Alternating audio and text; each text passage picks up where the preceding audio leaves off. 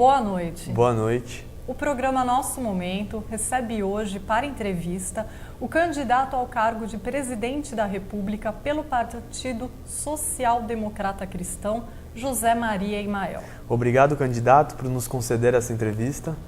E nós gostaríamos de lembrar que a intenção do programa Nosso Momento com esta entrevista é de conhecermos e levarmos a você que nos acompanha um pouco mais sobre as propostas do candidato. E frisamos que o espaço do programa Nosso Momento é e está aberto a todos os candidatos de todos os partidos que quiserem e puderem conversar e exporem suas ideias e propostas para a gente. Sendo assim, o conteúdo deste programa não representa em momento algum quaisquer preferências de ordem política pessoais de nós apresentadores. E antes de darmos início à entrevista, como fazemos em todos os programas, vamos à apresentação do nosso convidado de hoje. José Maria Imael nasceu em Porto Alegre, capital do estado gaúcho do Rio Grande do Sul. É advogado e historiador natural formado pela Pontifícia Universidade Católica do Rio Grande do Sul.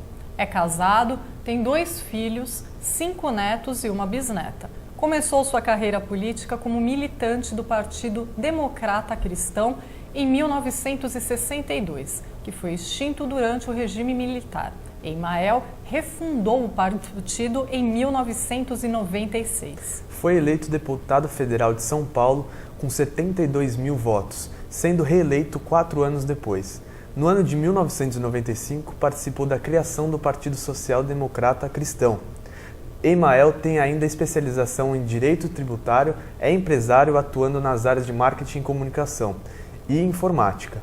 É presidente nacional do Partido Social Democrata Cristão. Concorreu ao seu primeiro cargo eletivo em 1985, como candidato à Prefeitura de São Paulo. Embora não tenha sido vitorioso no ano, ficou e é conhecido até hoje pelo jingle Ei, ei, Mael, um democrata cristão. Candidato, esse mesmo jingle será utilizado nessas eleições de 2014? Bom, inicialmente, Mariana e Julinho, eu quero dizer da minha alegria de estar participando deste programa Nosso Momento. Né? Vamos ao jingle. O jingle, ele surgiu na campanha de 1985, com uma finalidade: ensinar o povo a dizer Imael. Era um nome difícil, ainda tinha um Y no meio. Né? E nós temos um companheiro, que o nome dele é José Raimundo de Castro. Ele é um alfaiate, mas é compositor de música popular.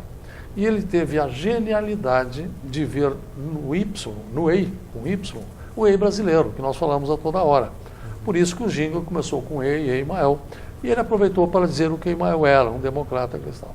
Nesta campanha atual, o jingle terá uma missão: é popularizar a Constituição do nosso país e a exigência de que ela seja cumprida. O jingle não será utilizado nem na televisão e nem no rádio, mas será utilizado na campanha de rua. Por que não na televisão e no rádio? Para que nós possamos abordar conteúdo. Tá? Conteúdo, o nosso tempo não é muito grande, então é um tempo extremamente precioso e nós utilizaremos todo o nosso tempo no rádio e televisão com conteúdo, propostas, realizações. Muito legal. Conte-nos um pouco sobre a história do partido, por favor. O ano que vem, 70 anos de Brasil. 70 anos. 70 anos de Brasil. Como é que surge a democracia cristã? Como filosofia política, como pensamento no sentido de construir sociedades livres, justas e solidárias, já existia na Europa há muito tempo. Mas ele se transforma em partido político em 1942, quando Alcide De Gasperi funda na Itália o PDC, Partido Democrata Cristão, e transforma a democracia cristã na maior resistência ao nazismo na Itália. 3 anos depois, já no final da Segunda Grande Guerra Mundial, na Alemanha, Konrad Adenauer funda a CDU, União Democrata Cristã, a mesma CDU da primeira-ministra Angela Merkel. É a mesma CDU. Nesse ano de 45, estava na Europa um grupo de brasileiros, liderado por professor de Direito da USP, Cesarino Júnior, o maior nome na área do direito social, de trabalho. E este grupo ficou muito impressionado com essa proposta de construir sociedades livres, justas e solidárias. E voltando ao Brasil, no dia 9 de julho de 1945, no centro de São Paulo, no Teatro Municipal, fundam também aqui no Brasil o PDC, Partido Democrata Cristão. Na Assembleia Nacional Constituinte de 46, o PDC já teve 2 constituintes, um radialista de São Paulo, Manuel Vitor, e Monsenhor Arruda Câmara de Pernambuco. Em 47, o partido participa da primeira eleição municipal, não elege ninguém, mas fica com a suplência. E o suplente assume o mandato em 48. Era um rapaz que tinha vindo do Mato Grosso, hoje Mato Grosso do Sul, e que depois o Brasil conheceria pelo nome de Jânio da Silva Quadros. Começa a trajetória política dele pelo PDC. Em 49, um grupo de rapazes entra em bloco no PDC, comandado por um jovem professor de São Paulo. E esse professor se elege vereador em 50, André Franco Montoro. Começa a trajetória política dele pelo PDC. No início da década de 50, lá no Paraná, José Richa entra na Juventude Democrata Cristã. Mais tarde, em 62, se elegeria deputado federal pelo PDC e um dos maiores vultos da nossa história política. Em 58, lá em Santa Maria, no Rio Grande do Sul, um rapaz alto, empertigado, era o assessor, o secretário do arcebispo. E um dia o arcebispo disse para ele: "Ô Nelson, você tem jeito, por que você não se candidata a vereador?" E o Nelson acredita na opinião do arcebispo, se candidata a vereador e se elege com 19 anos. Depois seria o presidente da Câmara dos Deputados, Nelson Marquesan. Em 60 elegemos o Ney Braga, governador do Paraná. Em 62 eu entro na história. Eu tinha sido presidente do Centro Acadêmico da Faculdade de Filosofia, São Tomás de Aquino, tinha sido presidente da Federação dos Estudantes Universitários do Rio Grande do Sul. E quando terminou esta fase de liderança universitária, eu quis escolher um partido político, eu escolhi aquele partido que batia com a minha maneira de ser, de pensar, então ingressei na Juventude Democrata Cristã em Porto Alegre. Eu me lembro que em uma das reuniões do diretório, e consta na ata, eu disse o seguinte: era uma expressão e um pensamento que me acompanhou a vida inteira, da importância de transformar nossas ideias em verdadeiras bandeiras. 64, como falei para vocês antes, vim para São Paulo, dando início à minha vida em São Paulo. Mas chega a 65. Em 65 ocorre a primeira tragédia da democracia cristã no Brasil, que foi o ato institucional número 2, que extinguiu os 13 partidos que existiam, o PDC era um deles. O presidente nacional do PDC já era o então deputado federal Franco Montoro, o presidente aqui em São Paulo era o saudoso deputado Roberto Cardoso Alves, e depois disso a gente fica 20 anos longe do processo político brasileiro, durante todo o tempo do bipartidarismo. E foi uma perda para o Brasil. Enquanto a democracia cristã reerguia nações, Alemanha, Itália, Bélgica, Holanda, fortalecia a democracia na América Latina, o Brasil ficou privado da seiva transformadora da democracia cristã. Mas em 1985, por ocasião da reorganização político-partidária, um médico do Rio de Janeiro, Jorge Coelho de Sá, um advogado de Brasília, Oswaldo Gomes, refundam a democracia cristã, com o mesmo nome, PDC. E aí descobrem que aqui em São Paulo estava um antigo militante. Eu já era empresário em São Paulo, advogado em São Paulo, aí sou convocado para organizar e presidir o partido no Estado e ser o candidato a prefeito da capital. 85 foi um momento mágico, singular. Foi a primeira eleição direta nas capitais, depois de 20 anos de prefeitos nomeados. Era a primeira vez que em 20 anos os eleitores de São Paulo poderiam escolher o seu prefeito da capital. E aí, para mostrar que nós havíamos voltado, decidimos disputar a eleição. Meu nome foi escolhido, fui candidato. Na época disputei com Jânio, Fernando Henrique, Suplicy. E no ano seguinte, a democracia cristã, o PDC, já elegia 5 deputados federais constituintes. Eu por São Paulo, um companheiro no Rio e 3 em Goiás. Nas eleições de 90, nós elegemos 22 deputados federais. Eu me reelegi por São Paulo e 21 deputados em outros estados. Nesta mesma eleição, nós elegemos 2 senadores, que somados aos 2 que nós já tínhamos, ficamos com uma bancada de 4 senadores no Senado da República. 2 anos depois, na eleição municipal de 92, nós elegemos 211 prefeitos, quase 2.000 vereadores. Novamente, nós éramos, como em 65, uma das maiores forças políticas do país. Mas sobreveio, então, a segunda tragédia. Uma decisão profundamente equivocada da direção nacional promoveu a fusão do PDC com o PDS. e a nossa casa foi destruída pela segunda vez como partido político no Brasil. Eu estava no meu segundo mandato, liderei a resistência, de madrugada bati na porta da residência do ministro do TSE com mandato de segurança, tentando impedir a fusão, mas a fusão ocorre no dia 3 de abril de 93.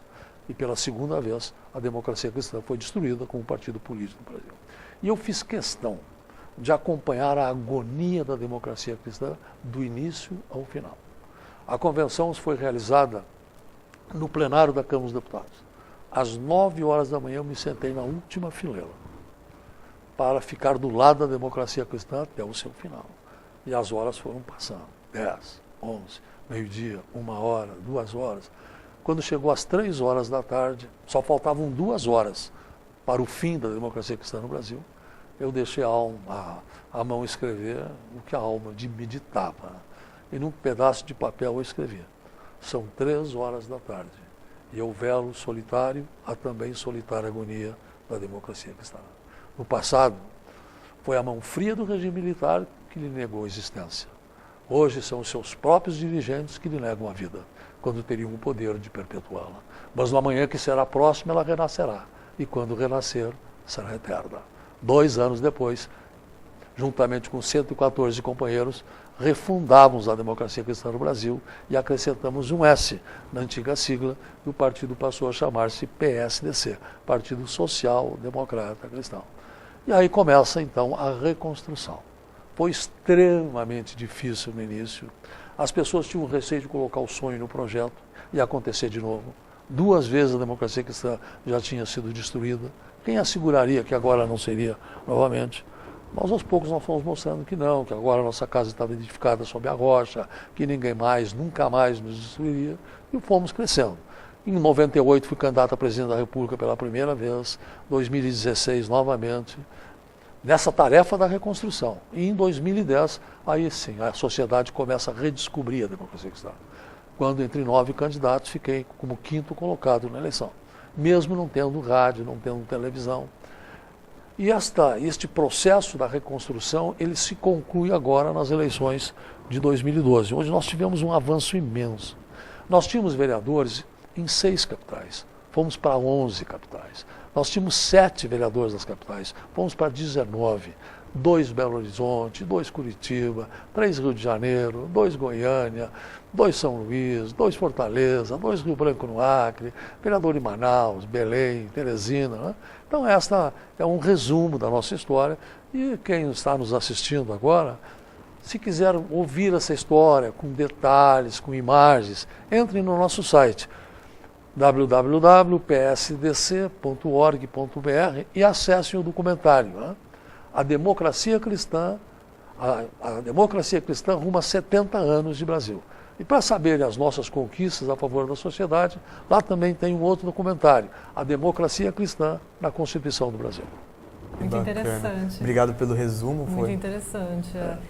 Candidato, como que a tragédia que abalou todo o país recentemente, com o falecimento do candidato Eduardo Campos, do PSB, pode alterar o rumo das eleições? A morte de Eduardo Campos foi uma tragédia para o Brasil. Sim. Um político relativamente jovem, talentoso e que combinava 2 virtudes: o equilíbrio e a audácia. Equilíbrio e audácia. Esse era o perfil de Eduardo Campos. É natural que, num primeiro momento, isso gere uma perplexidade, além do sentimento da dor, né? O sentimento da dor de todos os brasileiros de perderem um político com caráter, com força de vontade, determinado, um governador muito bem avaliado no seu estado. Agora, essa pesquisa da Datafolha já mostrou uma mudança de cenário, mas no calor das emoções, né? O Eduardo Campos vai fazer falta, né? Eu acho que este é o resumo. Mas ele fica como exemplo. É o que nós colocamos hoje no programa que já foi ao ar ao meio-dia, 1h da tarde, né? Na homenagem que nós fizemos a Eduardo Campos, com a sua foto e assinalando essas suas virtudes, equilíbrio e audácia, tá? E que ele servirá para a geração atual e gerações futuras como um exemplo. O senhor já foi candidato ao cargo de presidente da República em 1998, 2006 e 2010. E sendo que na última eleição ele teve uma marca expressiva de votos, né? E hoje, entre os 5 mais importantes candidatos, quais são as principais diretrizes para o partido nessa eleição? Deixa eu fazer um comentário. O que separa 2010 de 2014? As redes sociais. Hoje o campo de batalha não será nem a televisão, nem o rádio. A televisão e o rádio servirão como uma chamada, um incitamento para que a pessoa vá às redes sociais. O campo de batalha são as redes sociais. É o Google, é o Twitter, o Facebook, o Google+, o YouTube, aí vai para o Instagram. Né? Então, agora, o que conta nas redes sociais? É conteúdo. Por isso que nós estamos tendo hoje nas redes sociais um avanço fantástico. Comecei esses dias no Google+, já estou com 15 mil seguidores no Google+, questão de uma semana.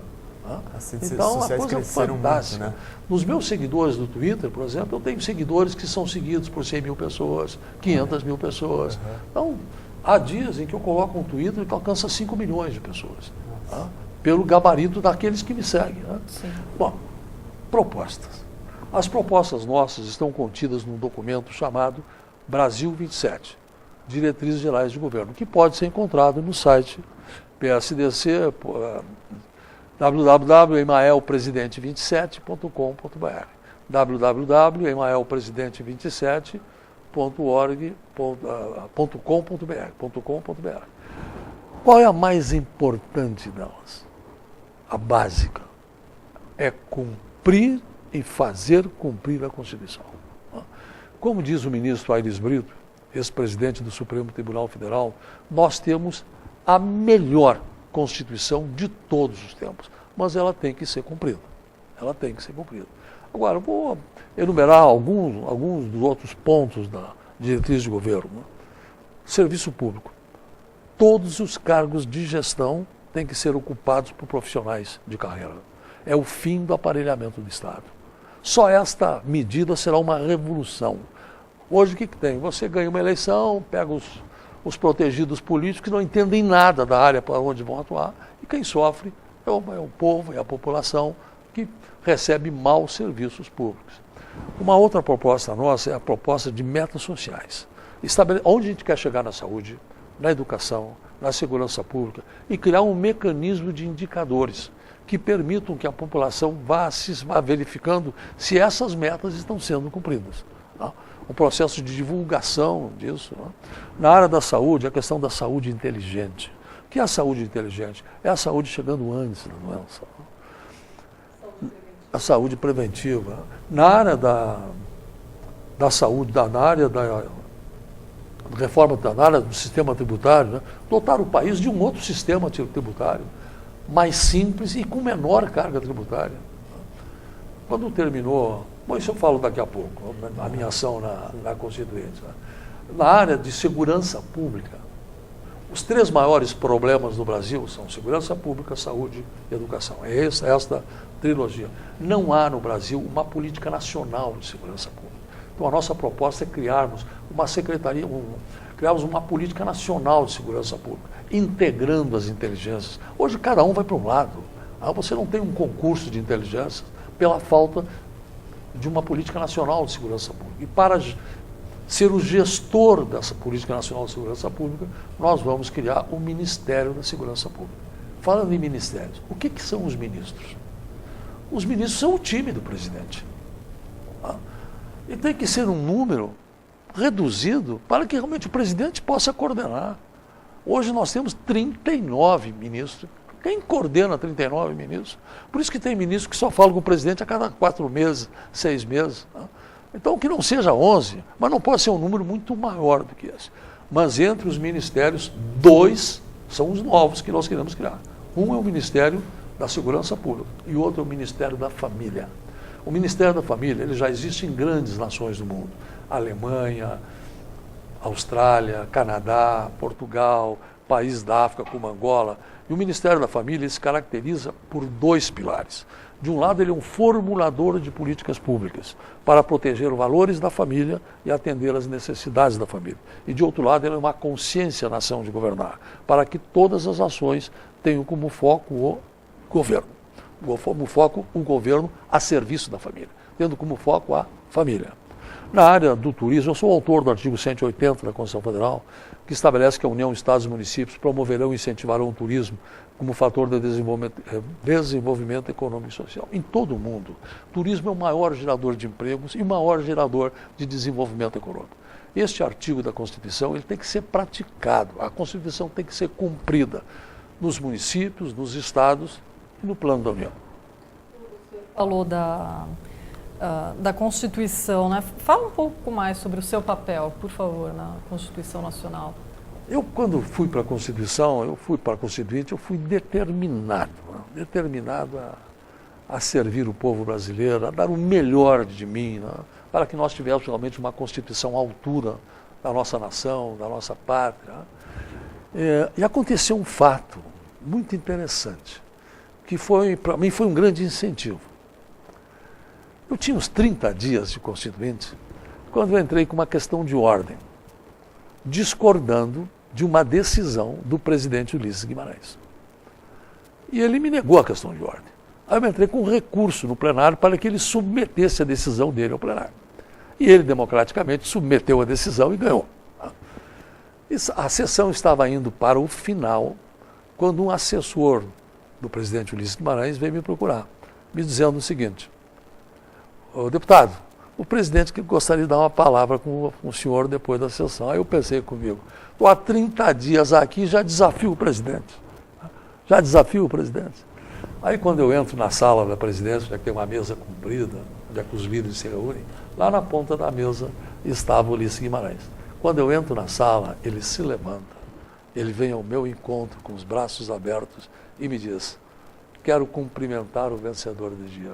E aí em seguida ele acrescenta: "Deputado, esta casa precisa de pessoas como o senhor, que acreditem nas próprias razões." A partir daquele momento, cada vez que eu pensava uma coisa e achava que aquilo estava certo, eu propunha.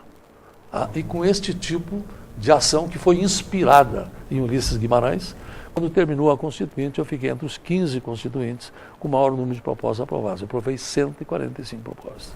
Conceitualmente, a mais importante delas é aquela que definiu o modelo de sociedade a ser construído pelos brasileiros, que é o inciso 1º do artigo 3º. São objetivos fundamentais da República Federativa do Brasil: construir uma sociedade livre, justa e solidária. Avanços sociais, todos. Todas as conquistas dos trabalhadores na Constituição são decorrentes de propostas de minha autoria. A redução da jornada de trabalho de 48 para 44 horas semanais, a proteção contra a despedida imotivada, o aviso prévio proporcional ao tempo de serviço. Hoje são mais 3 dias por tempo de casa, além do mínimo de 30 dias, o direito do trabalhador ao lazer, incentivos para proteger o mercado de trabalho da mulher. Na área da defesa do contribuinte também. Tudo que você tem na Constituição Federal que defende o contribuinte são propostas minhas. Não? Como, por exemplo, o inciso 4º do artigo 150, que proíbe que tributo tenha efeito de confisco. Nenhum tributo pode ser tão forte que impeça uma empresa de se desenvolver ou uma família de se manter. Não? A educação dos filhos, saúde. Não? Essa é a primeira vez em toda a história constitucional brasileira que existe esse dispositivo. E agora, recentemente, em agosto do ano passado, o Supremo decidiu que não só o tributo, mas também a multa fiscal não pode ser confiscatória, que foi um enorme avanço. Né? Na questão da família, a integração da família, eu sou autor do artigo 229 da Constituição Federal, que estabelece que os pais têm o dever de criar e educar os filhos menores, e os filhos maiores o dever de ajudar e amparar os pais na velhice, carência e enfermidade. O corte dos supersalários, né? Coloquei na Constituição, nas disposições transitórias, o artigo 17, que estabelece que quando um funcionário público receber remuneração ou aposentadoria acima dos limites constitucionais, que é a remuneração dos ministros supremos, esses valores serão imediatamente rebaixados, não cabendo, nesse caso, invocação do direito adquirido. É por isso que o Conselho Nacional de Justiça baixou os supersalários do Judiciário, que o Tribunal de Contas da União mandou baixar os salários na Câmara dos Deputados, no Congresso, né? o princípio da transparência tributária, coloquei na Constituição que os governantes, prefeitos, governadores, presidente da República, têm que publicar até o dia 30 de cada mês tudo aquilo que receberam no mês anterior, que é para a sociedade poder perguntar, e daí, prefeito, onde é que está indo esse dinheiro? Então, na verdade, são 145 propostas, a gente ficaria aqui um tempo enorme, mas isso está tudo dentro desse documentário que eu falei, a democracia cristã na Constituição do Brasil. Agora, mudando um pouquinho de assunto, o que o senhor achou das manifestações em todo o país ano passado? Uma expressão da brasilidade e da inconformidade. E nós nos antecipamos a ela. Em fevereiro de 2013, depois daquela tragédia de Santa Maria, nós editamos uma mensagem do presidente nacional estabelecendo que a partir daquele momento a palavra de ordem dos democratas cristãos no Brasil seria inconformidade. Inconformidade com a tragédia que poderia ter sido evitada e não foi, inconformidade com a saúde pública, inconformidade com a segurança, e lá no final nós resumimos, inconformidade com o que poderíamos ter e não temos, inconformidade com o que não somos e poderíamos ser. E um pouco mais adiante, em 24 de maio, na Praça Plácido de Castro, em Rio Branco, no Acre, 50 líderes da democracia cristã, num evento que nós promovemos no Norte, com o pé direito deram um primeiro passo. E com esse passo teve início a Marcha da Inconformidade, que já visitou mais de 300 cidades no Brasil, despertando consciências e cobrando atitudes. E no dia 17 de junho, quando explodiu no Brasil a inconformidade, eu estava lá na cidade de Mostardas, nas margens da Lagoa dos Patos, no sul do Brasil, quando nós abrimos a faixa da Marcha da Inconformidade, iniciando a Marcha da Inconformidade no sul do Brasil. Às 19 horas daquele dia, a inconformidade explodia nas ruas do Brasil. Nossa, história bem do ano passado, que ocorreu recentemente, né? E aí, o Emael contou um pouquinho pra gente o que aconteceu depois disso. É verdade. Candidato, muito obrigada por nos conceder essa entrevista. Foi um prazer conhecê-lo e dar essa entrevista pra gente. Foi um grande prazer para todos nós. Quem agradece, Mariana e Julinho, sou eu e a democracia cristã. Pela oportunidade de falar da nossa história, contar dos nossos princípios, valores e das nossas realizações. E parabéns ao programa que vocês têm, Nosso Momento, que agora também passou a ser o meu momento. Muito obrigada. E, candidato, quais são as suas considerações finais, então, para essas eleições? Minhas considerações finais é a crença no Brasil, acreditar no nosso país, né? E transformar o Brasil, a nação Brasil, numa nação líder, forte entre os fortes, um Brasil com expressão mundial, com saúde de qualidade, com segurança de qualidade, né? Como manda a Constituição brasileira. Acreditar no Brasil. Muito obrigado pela sua presença. Nosso momento fica por aqui, infelizmente já tá acabando. E nós recebemos hoje para entrevista o candidato ao cargo de presidente da República pelo Partido Social Democrata Cristão, Emael. E Emael, tem a TV Emael, né, na internet, né? Você poderia falar o site para as pessoas que tiverem interesse acessarem e verem? Veja, a TV Emael foi uma inovação no sistema de comunicação brasileiro. A TV Emael é uma TV na internet, é uma TV no nosso site. E a TV Emael, ela está hospedada no site do candidato, www.emaelpresidente27.com.br. E um detalhe, todas as terças-feiras eu termino a minha aparição no programa eleitoral e imediatamente estou ao vivo na TV Emael respondendo perguntas de todos os internautas do Brasil inteiro. E sem censura prévia. A pergunta que chega, eu respondo. Então, quem tiver alguma pergunta, só acessar o site e pergunta que o Emael vai responder para você. Com certeza, isso é aí. Até semana que vem. Nós ficamos por aqui. Tchau, até semana que vem.